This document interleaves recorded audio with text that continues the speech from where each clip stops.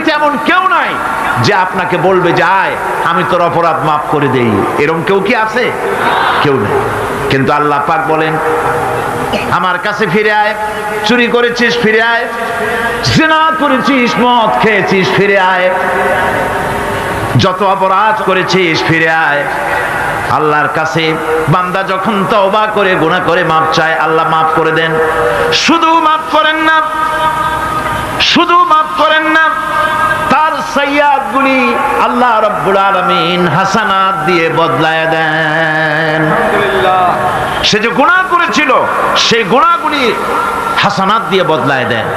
তিনি এমন এক মহান সত্তা যার কাছে চাইলেই তিনি খুশি হন। हर हमेशा देने को वो तैयार है, हर हमेशा देने को वो तैयार है, जो ना मांगे उससे वो बेजार है।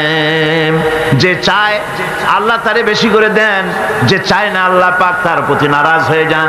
সুতরাং চাওয়াটাই বেশি জরুরি। রাতের আধারে তাহাজ্জুদের নামাজ পড়ে মানুষ যখন কান্দে,